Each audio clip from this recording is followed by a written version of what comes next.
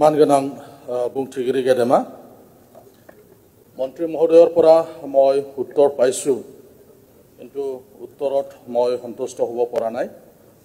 আমি সকলোৱে জানো যে 2020 চনৰ 27 জানুৱাৰীত বিটিআৰ একৰ্ড হৈছিল আৰু সেই একৰ্ডটো ভাৰতৰ প্ৰধানমন্ত্ৰী ডাঙৰীয়াই শান্তিৰ চুক্তি বুলি আখ্যা দিছিল। যেতিয়া বিটিআৰ চুক্তি হ'বলৈ গৈ আছিল সেই সময়ত অসম চৰকাৰ আৰু ভাৰত চৰকাৰৰ লগত আলোচনা কৰা হৈছিল। আপোনালোকে সকলোৱে জানে যে আমাৰ অঞ্চলত বহু বছৰ ধৰি আন্দোলন সংগ্ৰাম হৈছিল আৰু এই আন্দোলন আৰু সংগ্ৰামৰ অজুহাত দেখুৱাই চৰকাৰী বিষয়াসকলে স্কুল জৰীপ কৰা নাছিল, স্কুলৰ কাৰণে পাৰমিশন দিয়াৰ কাম কৰা নাছিল, ৰিকগনিশ্যনৰ কাম কৰা নাছিল, কলেজৰ কনকাৰেন্সৰ কাৰণে কাম কৰা নাছিল বা তেনেকুৱা সেই সময়ত হয়তো তেনেকুৱা পৰিৱেশ নাছিল, যাৰ কাৰণে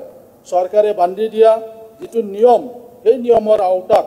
আমাৰ বিটিআৰ অঞ্চলৰ স্কুল কলেজ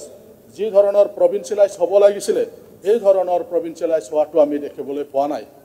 আমি এই সদনত দুজন চুক্তি স্বাক্ষৰকাৰী আছো, ওদালগুৰিৰ বিধায়ক গোবিন্দ বসুমতাৰী ডাঙৰীয়া আৰু মই নিজে চুক্তিৰ স্বাক্ষৰকাৰী আছিলোঁ। আমি আশা কৰিছিলোঁ যে চুক্তিৰ যি দফা 6.3 6.3 যি ক্লজত আছিল যে বিশেষভাৱে স্পেচিয়েলি বিটিআৰ অঞ্চলত থকা বড়ো, অসমীয়া, বেংগলী আৰু অন্যান্য যি মাধ্যম আছে আৰু লগতে বিটিআৰৰ বাহিৰত বড়ো যি মাধ্যম আছে এই মাধ্যমবিলাক